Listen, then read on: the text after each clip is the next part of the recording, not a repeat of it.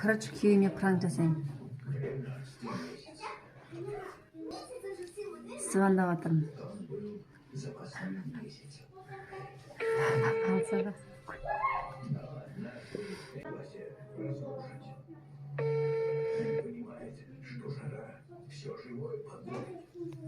Алло.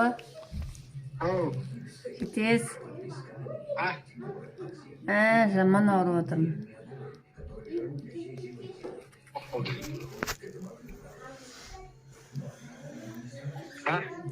Жаман ауырып жатыр деймін. Не ғой? Көзімді жұмсам ештеңе көрінбейді ғой. Не аламын? Көзіңді аш онда.